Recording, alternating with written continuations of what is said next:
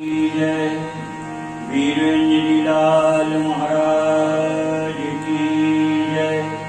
श्री सद्गुरुदेव भगवान की जय। श्री राम जय राम जय जय राम।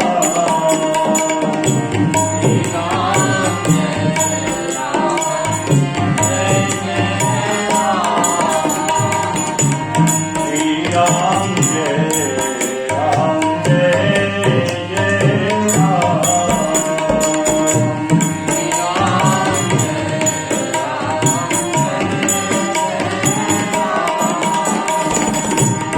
श्री राम जय राम जय जय राम।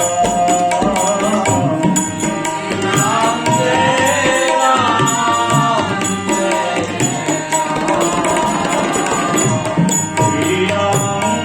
राम जय राम जय जय राम।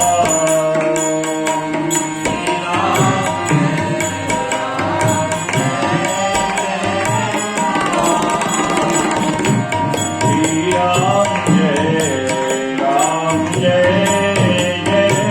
राम।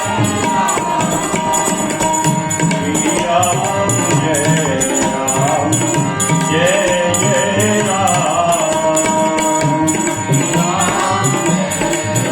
राम जय राम जय जय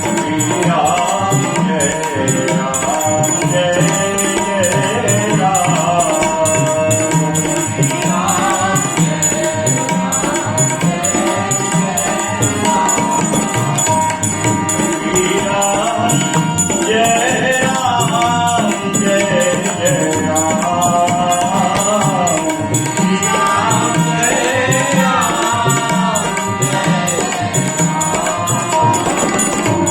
श्री राम जय राम जय जय राम।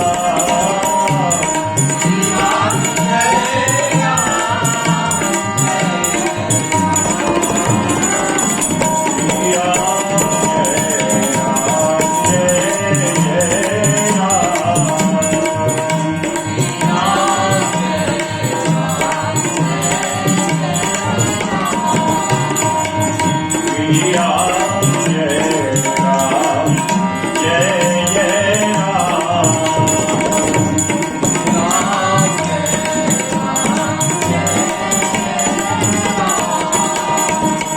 सीताराम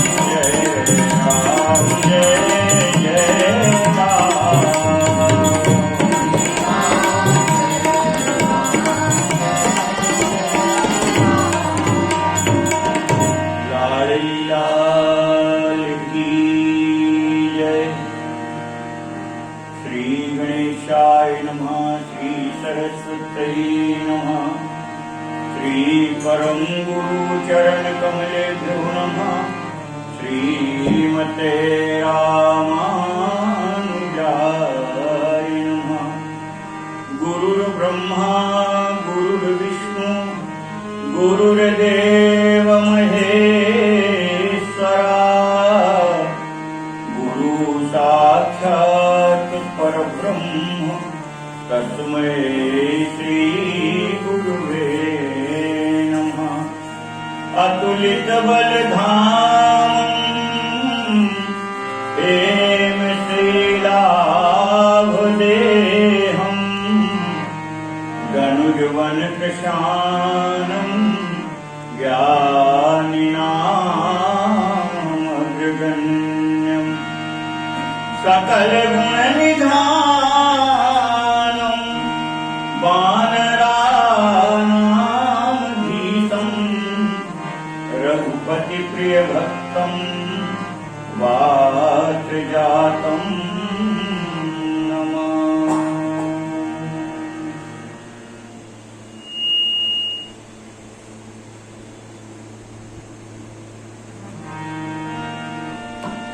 लाभ की कछुअरी भगति समाना,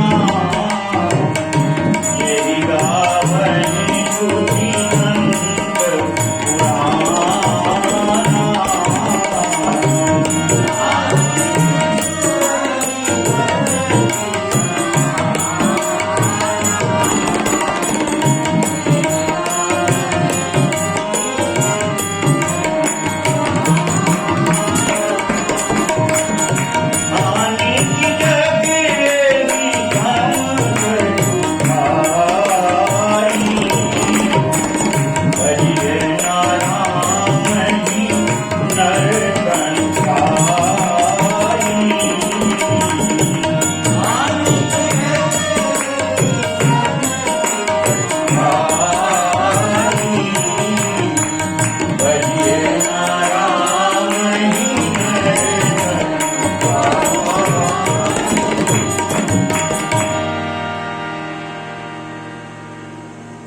देखो, कालसुन जी पक्षीराज गरुड़ जी को सुना रहे हैं। पक्षीराज गरुड़ जी क्या कहा जाए, लोमस ऋषि तो लोमस ऋषि के उस निर्गुण ब्रह्म के संबंध में जो कह रहे थे वह आचरण में कहीं नहीं दिखाई दिया, और इसलिए कालसुन जी बार बार अपने मन में चिंतन कर रहे थे। और कल आप सुने थे बहुत विस्तार से लाभ की कछुहरी भगति समाना। संसार में जहां तक जितने लाभ कहे गए हैं, भक्ति से बढ़कर के कोई दूसरा लाभ संसार में होते ही नहीं। भगवान की भक्ति से बढ़कर के फिर क्या रह जाता है? वह सृष्टि का नियंता, वह स्वयं ही जब भक्ति के बस हो जाता है तो फिर उसको शेष क्या रह गया? तो जे ही गावनि श्रुति संत पुराना। कालसुन जी कह रहे हैं, जिस लाभ की महिमा वेद पुराण शास्त्र संत महात्मा ऋषि मुनि सब गा रहे हैं, कह रहे हैं, और हम उस सगुण साकार ब्रह्म की भक्ति के संबंध में जब पूछते हैं तो क्रोध करके लोमस ऋषि और डांट डपट करके निर्गुण निराकार ब्रह्म की बात करने लगते हैं। भगवान की भक्ति लाभ है और हानि क्या है? कह रहे इससे बड़ी हानि और क्या हो सकती है कि ऐसा सुंदर मानव शरीर पाकर के और भजन ना करे। तो हानि की जग के ही सम कछु भाई, भजिए न राम ही नरतन पाई। मानव शरीर पाकर के भजन नहीं करोगे तो इससे बड़ी हानि क्या हो सकती है? क्यों? यह सुर दुर्लभ मानव शरीर है। बड़े भाग मानुष तन पावा, सुर दुर्लभ सद ग्रंथन गावा। देवताओं को भी दुर्लभ है। ऐसा इस शरीर में क्या है? तो देखो, देवताओं के शरीर में होने पर भी और लाभ कुछ नहीं मिलता। जब तक देवताओं के पुण्य हैं तब तक वह स्वर्ग के सुख भोग सकते हैं, और पुण्य क्षय होने पर फिर उस स्वर्ग से पुनः इस मृत्यु लोक में भेज दिए जाते हैं।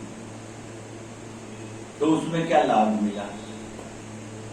आकर के फिर इस 84 लाख के चक्कर में पड़ जाते हैं, तो लाभ कहाँ रहा? पर हानि कितनी बड़ी है, क्योंकि ये मानव शरीर सुर दुर्लभ है। मानव शरीर साधन साधनी कृपा साध्य है। भगवान कृपा करके मानव शरीर देते हैं। साधन करके कोई चाहे कि हम मानव शरीर पालेंगे, बहुत कठिन। तो कैसे मिलता है?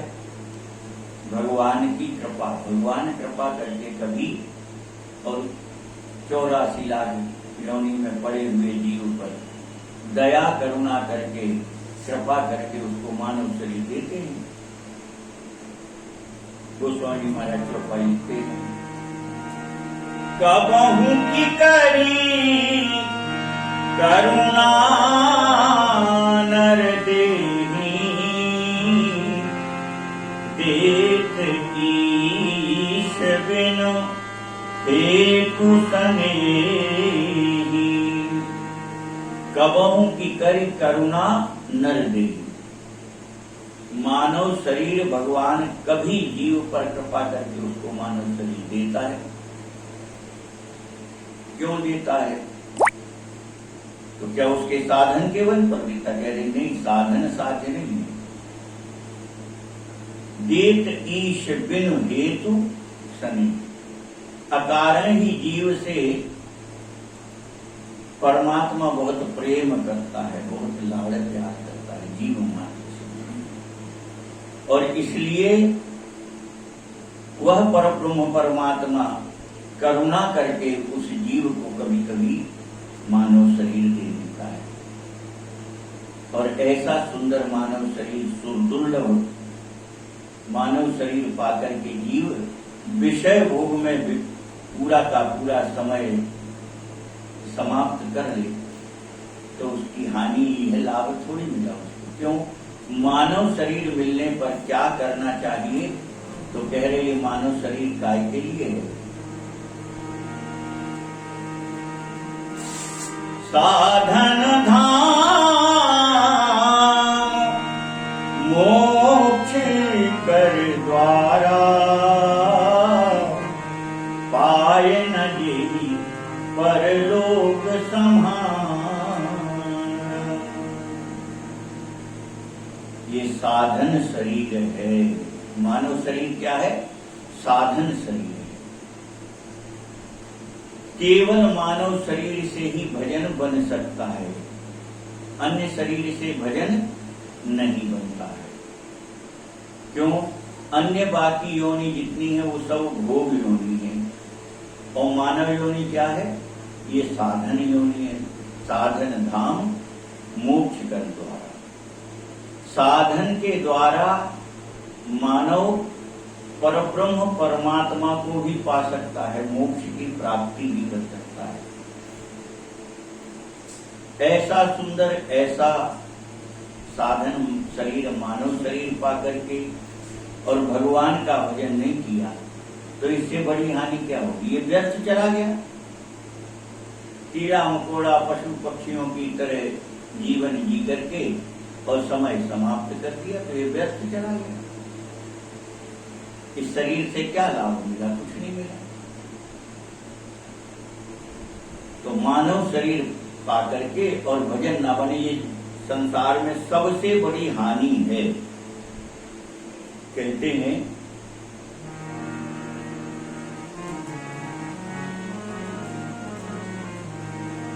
अघ की पिशुनता सम कछु आना, धर्म की दया करी धरि जाना।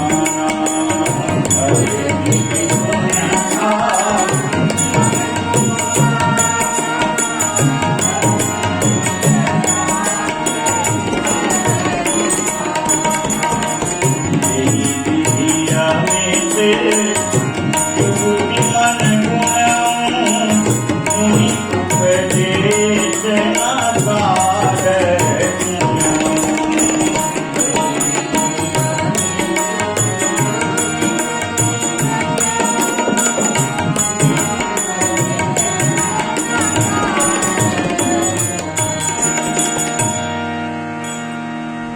अघ की पिशुनता सम कछु आना।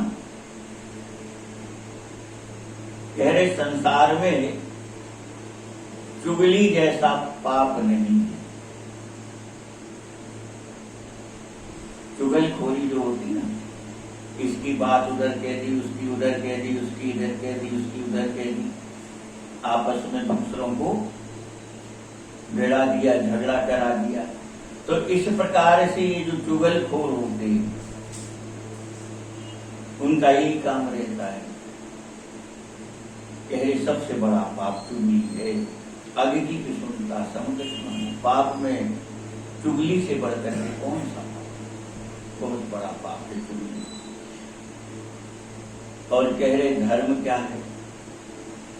तो कह रहे धर्म की दया सरिस हरियाणा। पक्षीराज गुरु जी आप ही बताओ, दया से बढ़कर के कोई धर्म है क्या? तो दया धर्म का मूल है। पाप मूल अभिमान।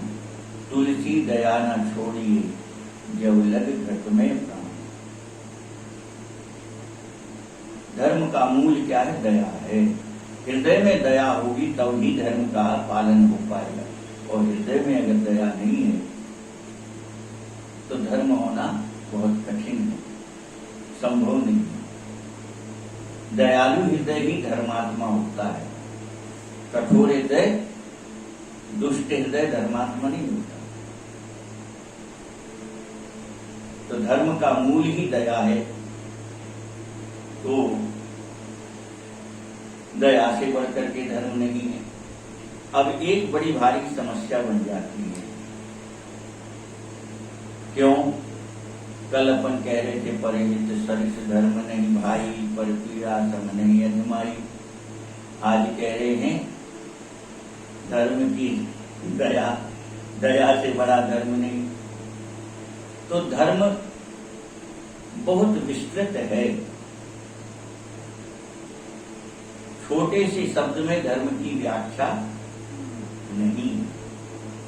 धर्म की इतनी विशालता है क्योंकि सबके अपने अपने धर्म हैं। एक धर्म को पकड़ के जो उस पर चलता है वही धर्म परमात्मा की प्राप्ति करा देता है।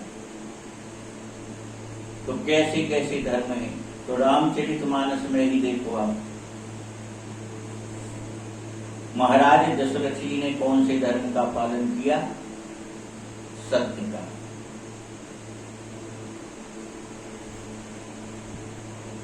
सत्य के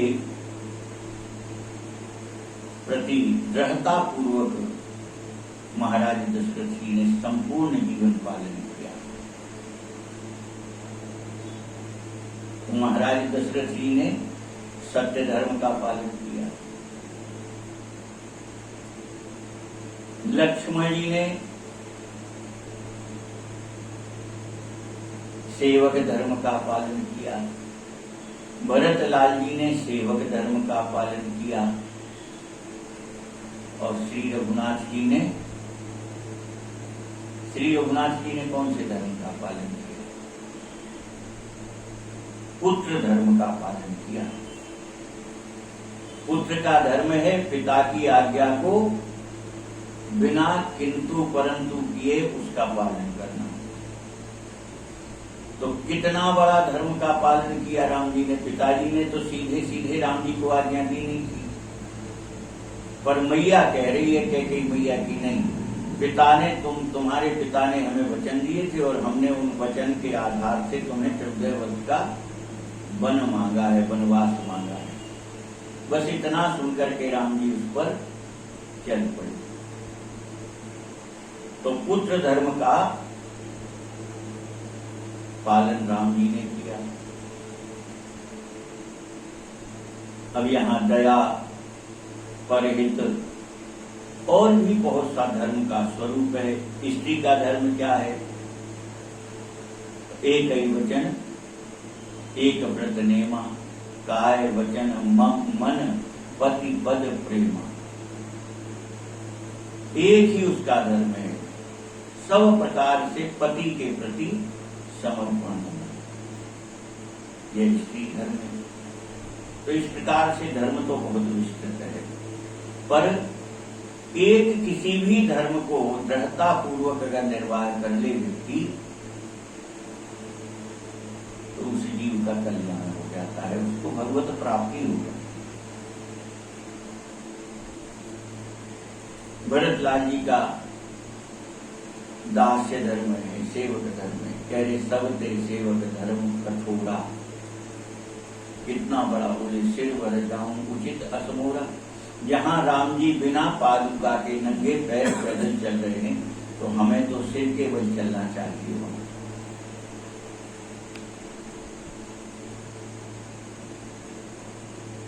तो इस प्रकार से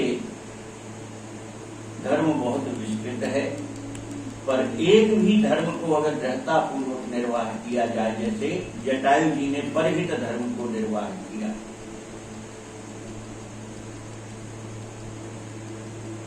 परहित बस जिनके मन मानी, तिन कंचन दुर्लभ कठिना।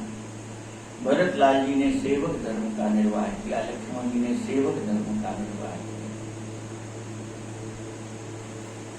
तो धर्म की दया सरिस हरि जाना, पक्षीराज गरुड़ जी, दया से बढ़ के दूसरा कोई धर्म नहीं है। यही विधि अमित जुगुति मन गुनु। इस प्रकार से मैं मन ही मन अब बहुत सी युक्तियों से विचार कर रहा था अपने मन में ही। और मुनि उपदेश न सादर सुनो।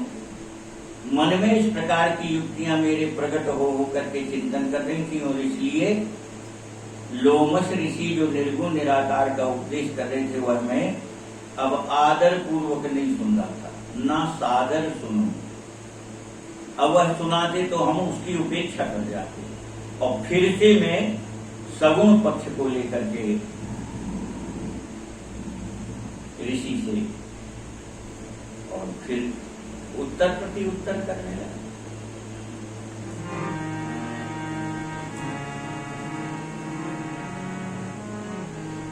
पुनि पुनि सगुण पक्ष में रोबा, तब बोले बचन सरोबा।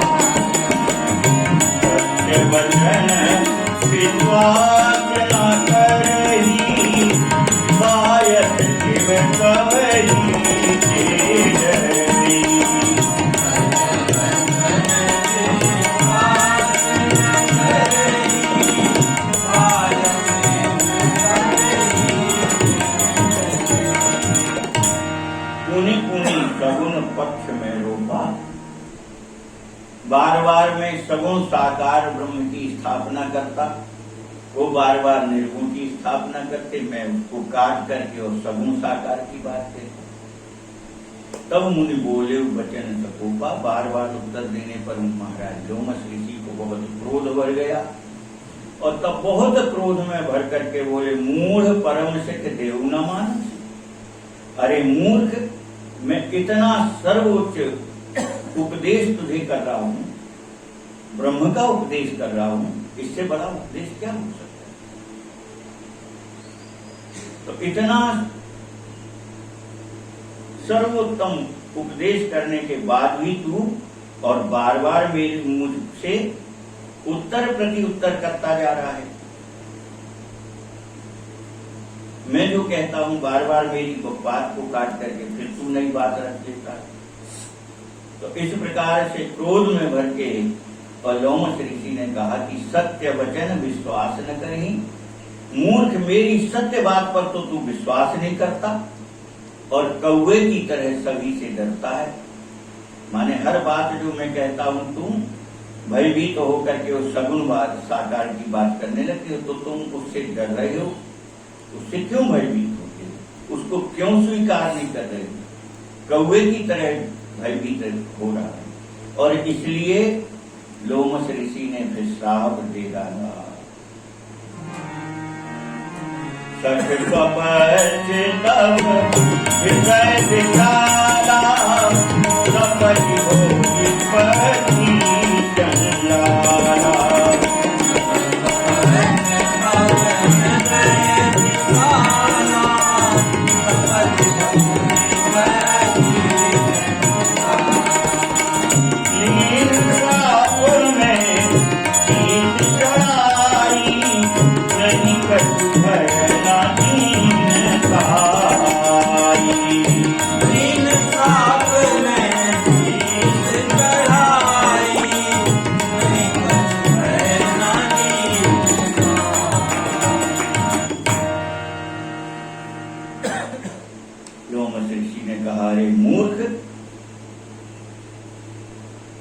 अपनी बात को और मेरी बात से श्रेष्ठ मान करके वो बार बार अपनी ही बात को हठपूर्वक स्थापित कर रहा है।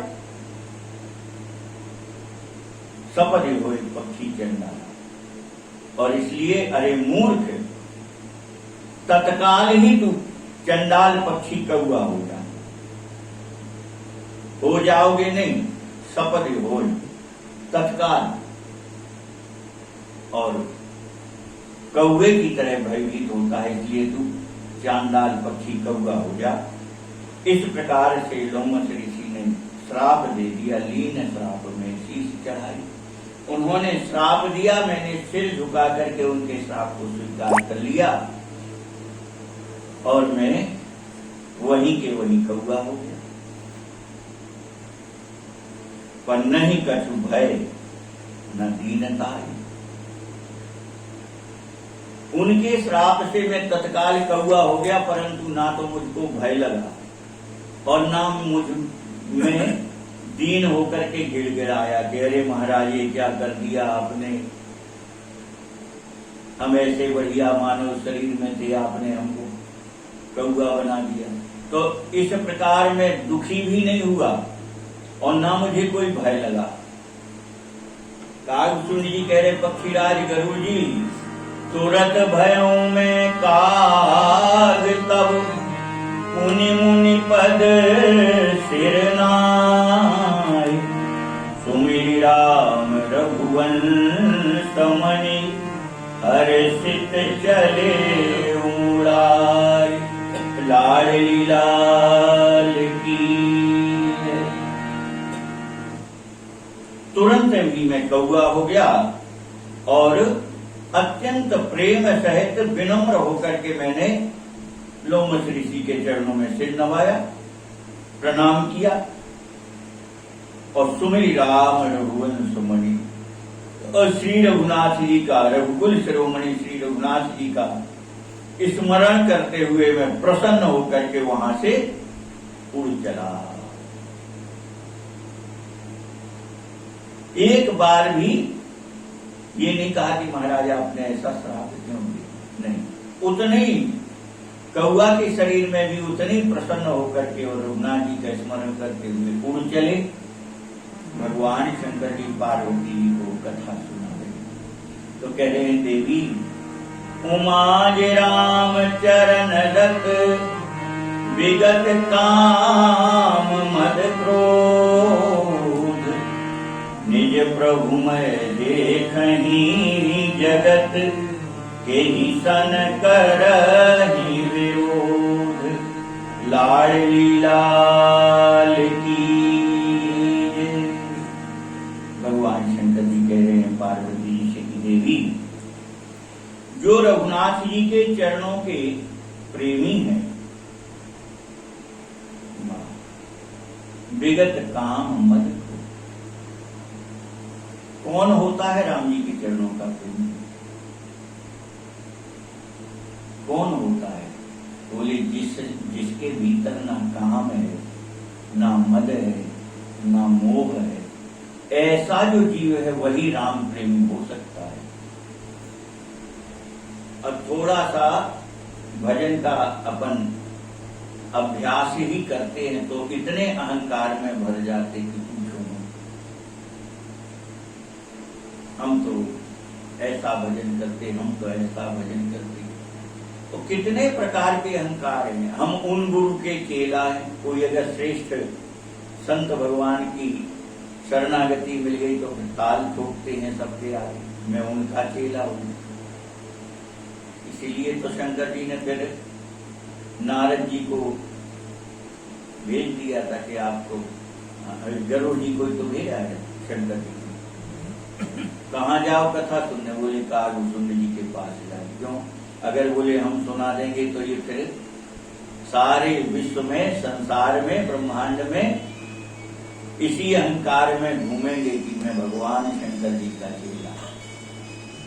तो जिस अहंकार के मिटाने की बात राम जी ने विचार किए, उल्टा प्रभाव हो जाएगा। इसलिए भगवान शंकर जी ने नहीं सुनाई कथा,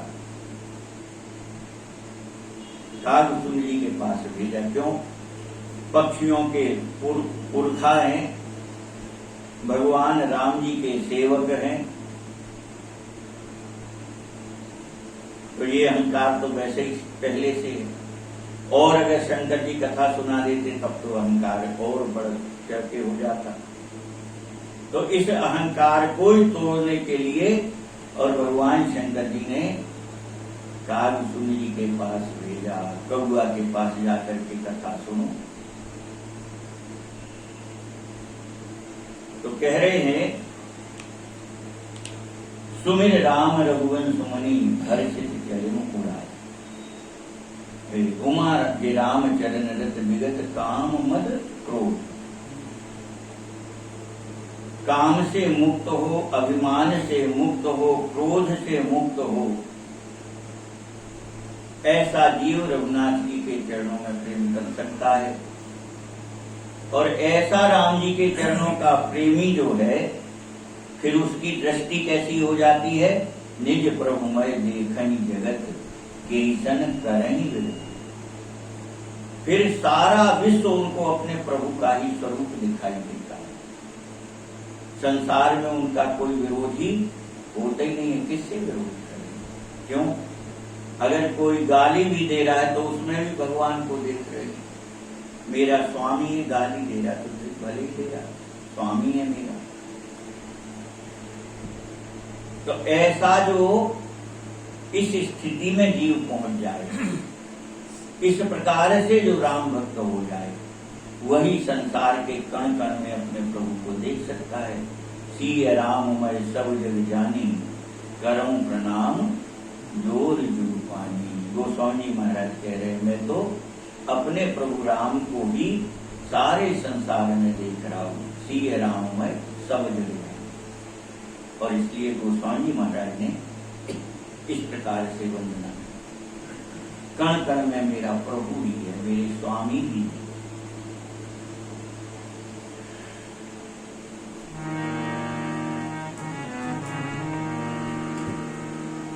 सुन खगेश नहीं कछुई विभूषण, पुर प्रेरक रघुवंश विभूषण।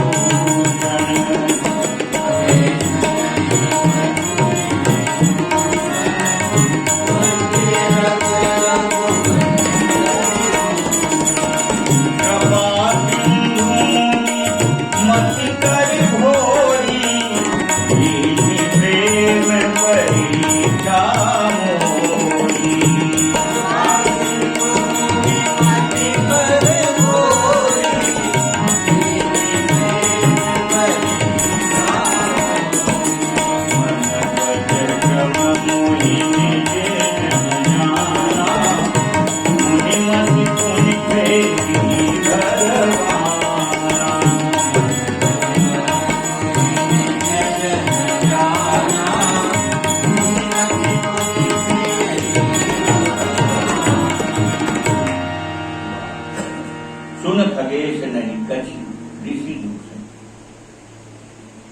कागसुंड जी कह रहे पक्षीराज गरुड़ जी इसमें कोई लोमस ऋषि का कोई दोष नहीं है।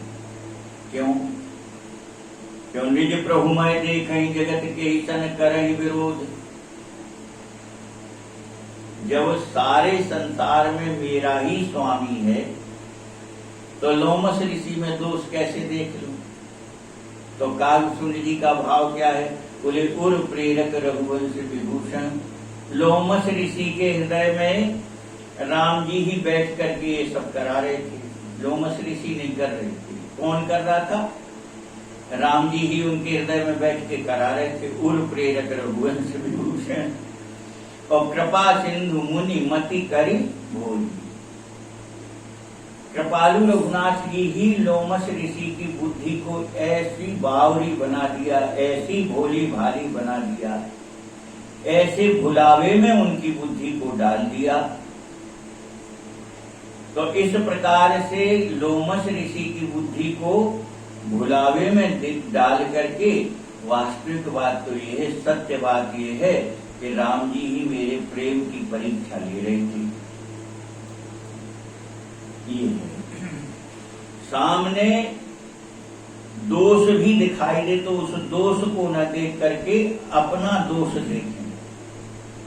सामने के दोष में भी गुण को देख लेना, यही सच्ची साधुता है। अपने बड़े महाराज जी वर्तमान जी महाराज जीवन में कभी किसी ने लाख प्रयत्न किए पर कभी किसी में बुराई नहीं देख पाई। एक ठग पुस्तक के नाम पर खूब पैसा लेता रहा, अब बार पूरा पैसा वो खर्च कर लिया, बाद में फिर पहुंच गया, बोले महाराज वो थोड़ा पैसों की कमी पड़ रही है तो आप पैसा दे दो। कितनी कमी पड़ रही है? तो महाराज 40,000 दे दो। तो महाराज जी ने उस समय 40,000 दे दिए। अब सब लोगों ने कहा महाराज पहले से पैसा लिए है, काम कुछ किया नहीं है और आपने फिर 40,000 दे दिए। बोले कोई बात नहीं, उसके भाग्य का होगा, ले जाएगा, हमारा क्या ले जाएगा, उसके भाग्य का होगा। कहीं किसी में दोष नहीं देखते। गर्मी हुई, बच्चों ने कहा महाराज जी बहुत गर्मी है। हाँ गर्मी बहुत अच्छी होती है, होनी चाहिए, गर्मी नहीं होगी तो पानी कैसे बरसेगा। लो, कभी किसी धोखे से भी किसी बात में बुराई तो कह ही नहीं महाराज जी। तो ऐसा जो हृदय हो जाता है वही सच्चा राम भक्त होता है। लोमस ऋषि के दोष को नहीं देखा, नहीं क्या कह रहे हैं? बोले मेरे ही प्रभु श्री रघुनाथ जी लोमस ऋषि के बुद्धि को भुलावे में डाल के वो मेरे प्रेम की परीक्षा ले रहे थे। कौन? लोमस ऋषि नहीं ले रहे थे, नहीं मेरे ही राम जी, मेरे ही स्वामी मेरी प्रेम की परीक्षा ले रहे थे। और मन वच क्रम मोहिनी जी जन जाना। और जब उस प्रेम की परीक्षा में मन वाणी क्रिया से मुझे अपना जाना, यह तो मेरा प्रेमी है, मेरा भक्त है, तब राम जी ने ही मुनि मति पुण्य फेरी भगवाना। तब राम जी ने ही लोमस ऋषि की बुद्धि फिर पलट दी। अभी जो क्रोध करके श्राप दिए तो तत्काल ही जब मैं प्रसन्न होकर के उड़ चला तो राम जी ने तत्काल लोमस ऋषि की बुद्धि पलट दी। और क्या हुआ? तो कह रहे वही ऋषि जो इतने क्रोधित थे और इतना घोर श्राप दिया था, वही लोमस ऋषि कह रहे हैं ऋषि मम महत सीता राम चरण विश्वास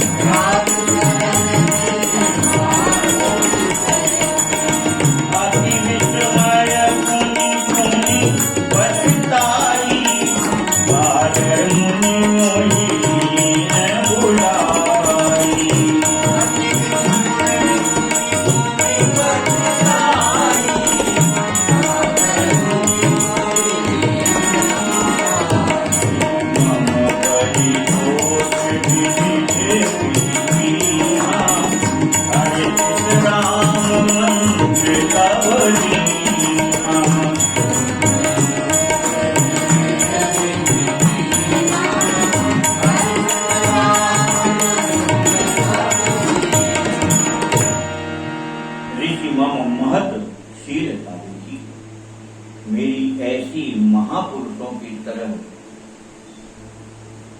मेरा शील स्वभाव, मेरा धैर्य, मेरी विनम्रता, और मुझे क्रोध भी नहीं आया उनके श्राप देने पर।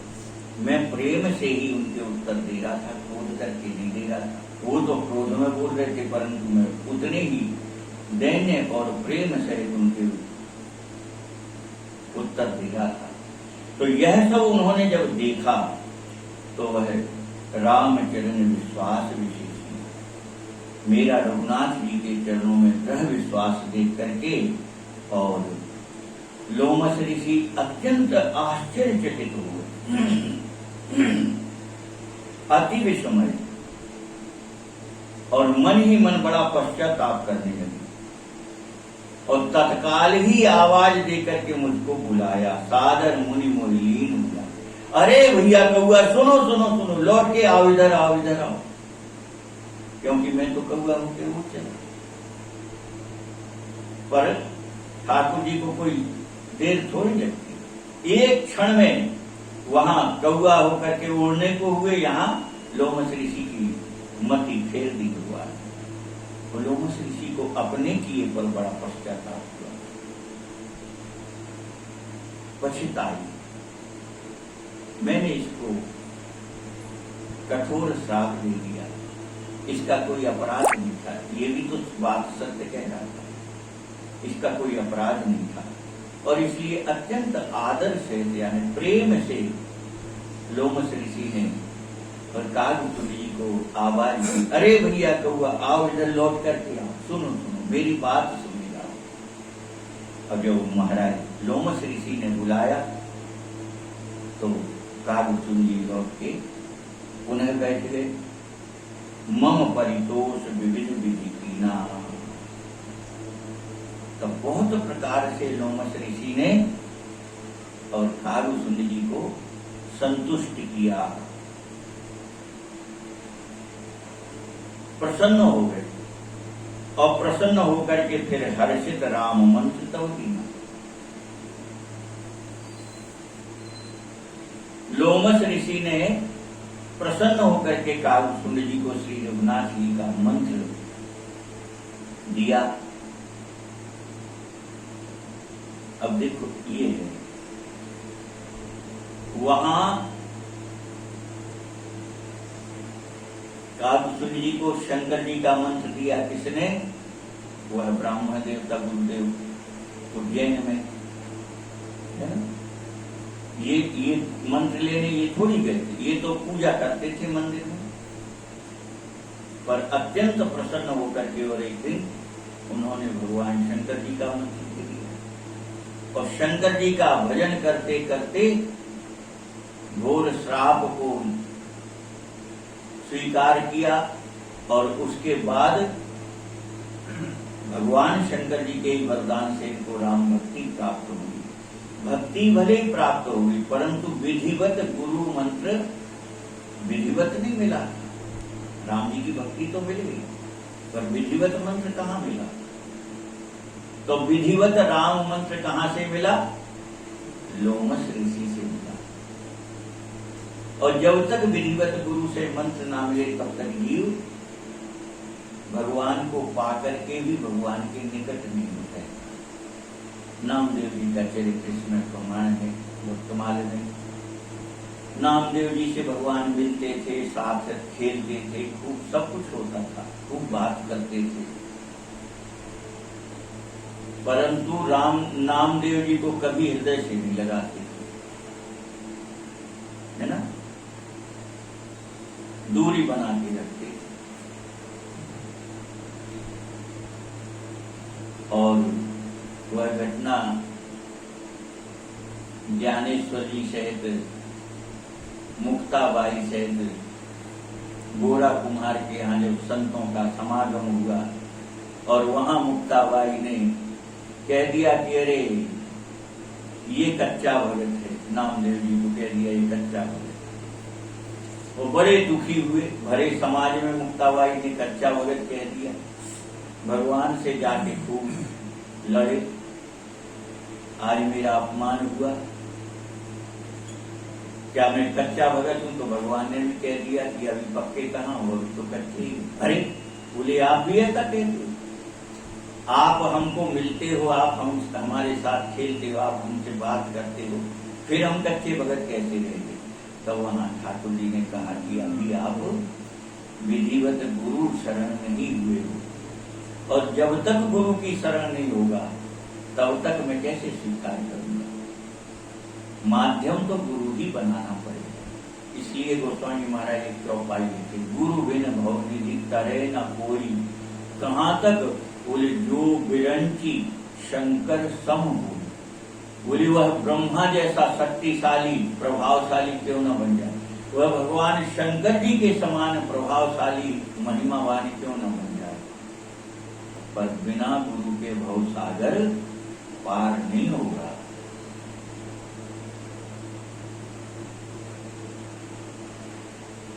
वह अपने यहां भी व्यवस्थाएं रहती ना, टोकन ले तब कोई सामान मिलेगा।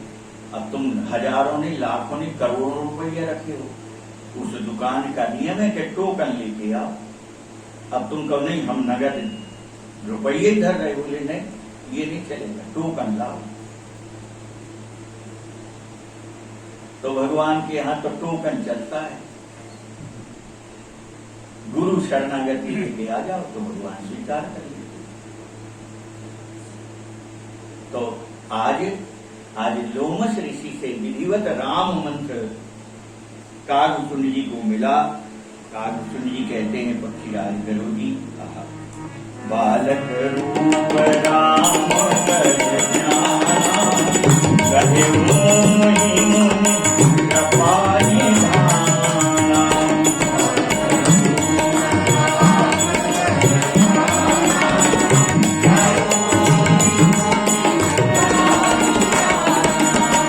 सुंदर सुकर मोह अति भावा, जो प्रथम में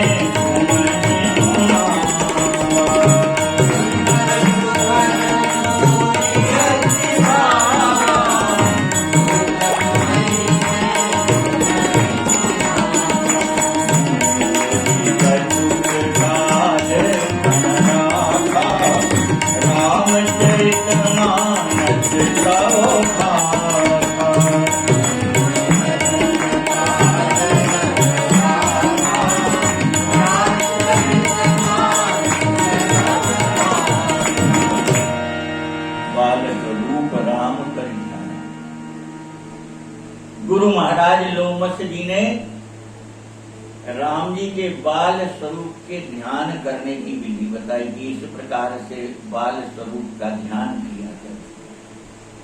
मंत्र भी दिया और ध्यान की पद्धति भी बता दी। ये विधिवत ध्यान की पद्धति अलग होती है, जो योग मार्ग वाले हैं उसमें ध्यान धारणा ये जो है उसी में आता है। तो ध्यान कैसे करना चाहिए, तरह तरह की विधियां हैं। वही भी जैसे वो दीपक जला लेते हैं, दीपक की लौ पर अपनी नजर स्थिर करते हैं, वह ध्यान की पद्धति है। इसी प्रकार से और भी पद्धतियां हैं ध्यान।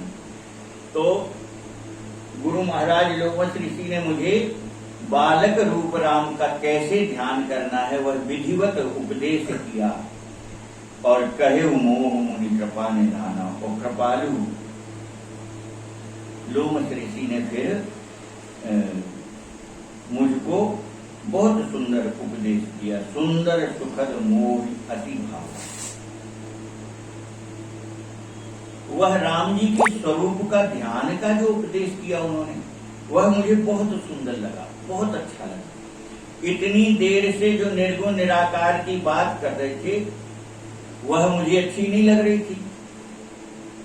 मैं तो सुनने ही नहीं चाह रहा था, और वो क्या कह रहे हैं फिर मेरा वहां से ध्यान ही हट गया। ना सादर सुनूं, फिर मैंने वो सुना ही नहीं कि ये क्या कह रहे कहते हैं।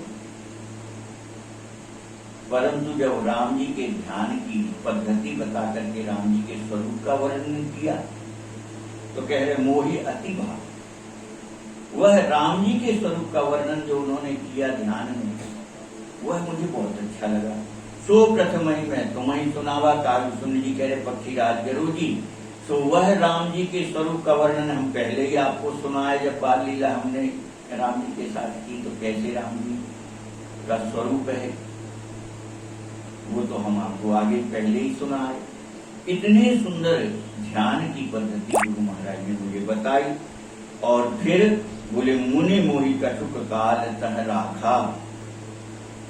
और फिर वो कुछ समय तक उन्होंने अपने पास मुझे रखा कि अभी तुम रुको मेरे पास, मेरे आश्रम में रुको।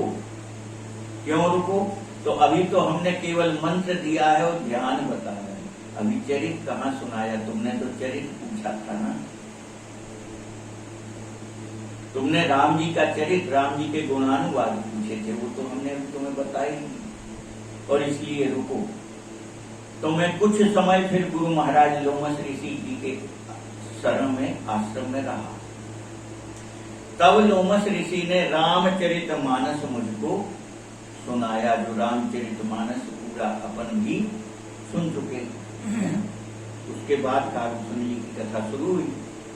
तो जो राम कथा है, राम जी का चरित्र है, वह पूरा रामचरित मानस जो भगवान शंकर जी पार्वती जी को सुनाए, जो याज्ञवल्क्य जी भरद्वाज जी को सुना रहे हैं, वही कालसुन जी ने पक्षीराज गरुड़ जी को सुनाया। तो कालसुन जी को कहाँ से मिला? तो संदेह दूर कर लें, भगवान शंकर जी से रामचरित मानस नहीं मिला है। कालसुन जी को कहाँ से मिला? लोमस ऋषि से मिला है। अभी भ्रमित थे लोग, अभी बार बार यही बात करते हैं लोग कि कालसुन जी को भगवान शंकर जी ने दिया। नहीं, कालसुन जी को नहीं दिया। कालसुन जी को रामचरित मानस कहाँ से मिला? लोमस ऋषि से मिला। तो रामचरित मानस तो भाखा महामुनि लोमस जी ने संपूर्ण रामचरित की कथा कालसुन जी को सुनाई। कालसुन जी कह रहे हैं पक्षीराज गरुड़ जी, सादर मोहि यह कथा सुनाई, तुम्हें मुनि विराट तुम्हारी।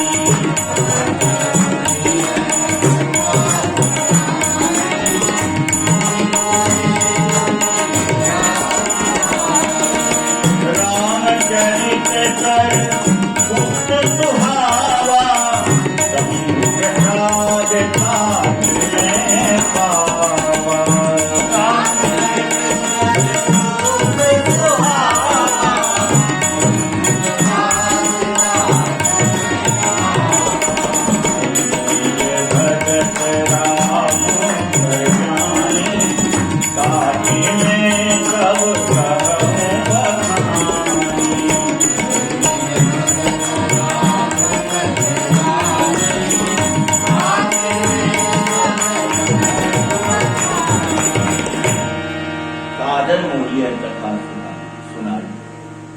प्रेम सहित गुरु महाराज ने कालसुन जी को कथा सुनाई लोमस जी ने।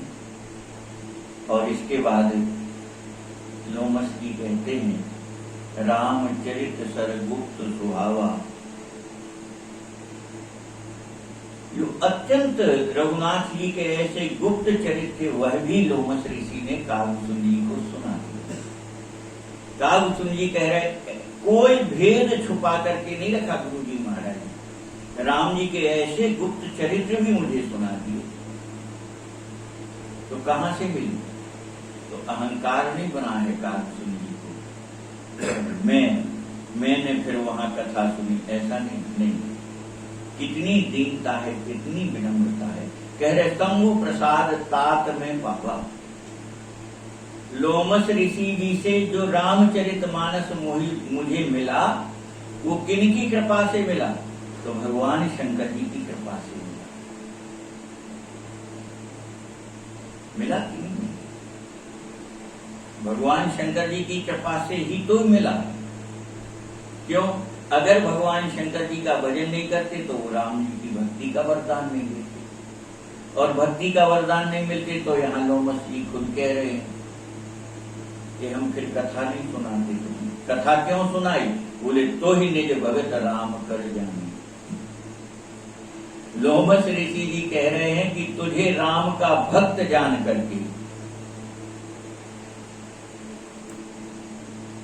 और मेरे प्रति तेरा प्रेम, मेरे प्रति तेरा आदर भाव जो बना रहा, इतने मेरे क्रोध करने पर, इतने श्राप देने पर भी मेरे प्रति तुमने सम्मान रखा, तो ते ही निज भगत है, मेरा भी भक्त है तुम। और राम कर जाने, और भगत राम कर जाने, और राम जी का भक्त भी है। इसीलिए मैंने वह रघुनाथ जी के गुप्त चरित्र से संपूर्ण चरित्र तुम्हें सुना दिया, ताते मैं सब कहूं बखान। इस प्रकार से कारुसुनी को रामचरितमानस की प्राप्ति हुई।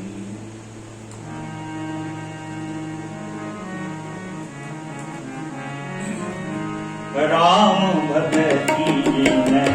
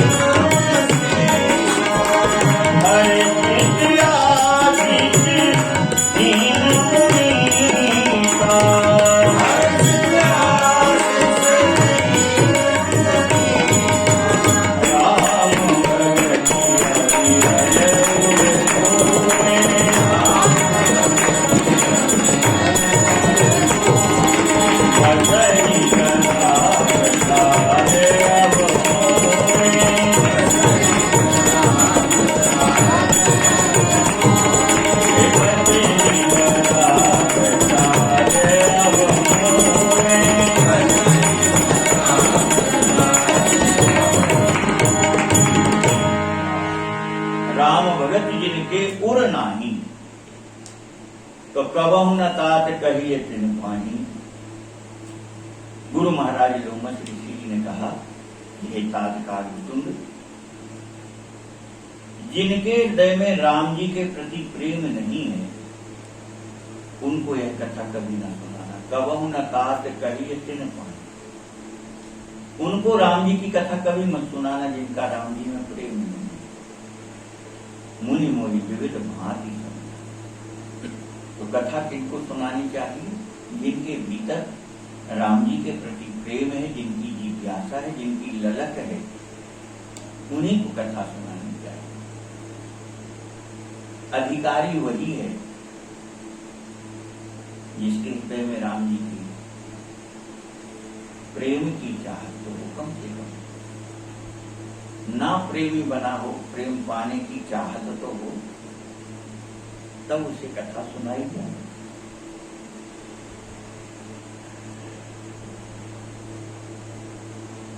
मुनि मोहि विविध भांति समझावा, मैं सप्रेम मुनि पद सिर नावा। बहुत प्रकार से गुरु महाराज ने मुझे समझाया और मैं भी बार बार प्रेम सहित उनके चरणों में प्रणाम करता हूं। तब निज कर कमल परसि मम सीसा, तब अत्यंत प्रेम से कृपा पूर्वक अपना कर कमल मेरे मस्तक पर, मेरे सिर पर फिराने लगे। लोमस ऋषि जी कह रहे हैं, निज कर कमल परसि मम सीसा, अपने कर कमलों से मेरे सिर को स्पर्श करते, मेरे सिर पर हाथ फिराते और हर्षित आशीष दीन मुनीसा। और इस प्रकार से अत्यंत प्रसन्न होकर के फिर उन्होंने मुझे आशीर्वाद दिया। आशीर्वाद क्या दिया महाराज? आशीर्वाद देना प्रारंभ किया। राम भगत अविरल उर्तु, वहां भगवान शंकर जी तो पहले ही दे चुके थे राम भक्ति का वरदान। यहाँ गुरु महाराज जी वरदान दे रहे लोमस ऋषि। राम भगति अविरल और तोरी। दृढ़ भक्ति अब तुझे राम जी के चरणों की प्राप्त हो जाएगी। बसई सदा प्रसाद मोहि। मेरी कृपा से अब राम जी की दृढ़ भक्ति तेरे हृदय में सदा सदा निवास करेगी। और फिर कितने वरदान दिए देखो आज। सदा राम प्रिय हो तुम, शुभ गुण भवन अमान। काम रूप इच्छा मरण, ज्ञान विराग निधान। लाडली लाल की जय। जानकी जी ने जो हनुमान जी को वरदान दिया वही लोमस ऋषि यहाँ कामसूत्र जी को वरदान दिया है। जानकी जी ने हनुमान जी को क्या वरदान दिया? करहि बहुत रघुनायक छो। अब ये वरदान कौन दे सकता है? हम कहें कि भैया तुम इनसे प्रेम करो। जानकी जी ने कह दिया राम जी तुमसे बहुत प्रेम करेंगे, और राम जी ने प्रेम किया। जानकी जी की वाणी कितनी सत्य हुई। हनुमान जी पहुंचे तो आज तक हनुमान जी से कभी बेटा नहीं कहा था राम जी, पर जैसे ही हनुमान जी गए तो सुत कह करके संबोधन करते राम जी। सुन सुत तो भी पूरे में नहीं, देखो कई विचार में। यहाँ लोमस ऋषि जी भी वरदान दे रहे, बोले सदा राम प्रिय हो, राम जी को बहुत प्यारे लगो तुम। क्या विलक्षण वरदान दे दिया। और शुभ गुण भवन अमान, और जितने संसार में सुंदर गुण हैं वो सब तुम्हें प्राप्त हो जाए। और अमान, भवन अमान,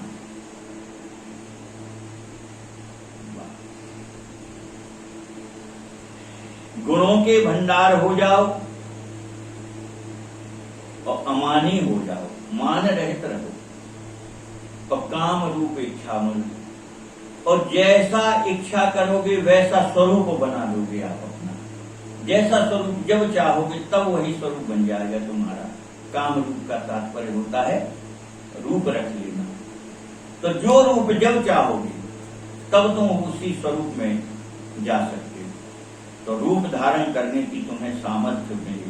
और इच्छा मरण, और मृत्यु कैसी? बोले इच्छा मृत्यु है। जब तक तुम ना चाहोगे तब तक तुम्हारी मृत्यु हो ही नहीं सकती, जब तक तुम ना चाहोगे। तो इच्छा मरण और ज्ञान विराग निधान, ज्ञान के वैराग्य के भंडार हो जाओ।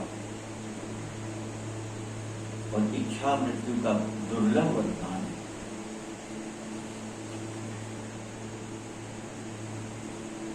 इतनी तपस्या करने पर भी और रावण कुंभकर्ण जैसों को वरदान नहीं मिला। जिसकी आराधना करते हुए अंत में यही कहता कि नहीं, मृत्यु तो होगी, मृत्यु से तो नहीं बच सकते। पर कालसूर्य जी को कैसा विलक्षण वरदान दे रहे हैं, वह भी लोमस ऋषि कह रहे इच्छा मरण। जब तक तुम स्वयं शरीर को छोड़ना नहीं चाहोगे, मृत्यु का तुम जब तक स्वयं नहीं चाहोगे तब तक तुम्हारी कभी मृत्यु नहीं। और पीछे क्या आगे आएगी कथा, निकल पीछे बीते कल्प 7, हम आगे निकल गया ना प्रसंग।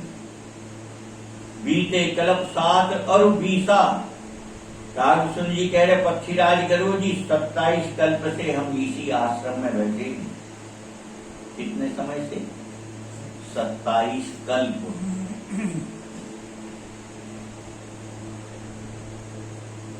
और राम जी का अवतार कब कब होता है?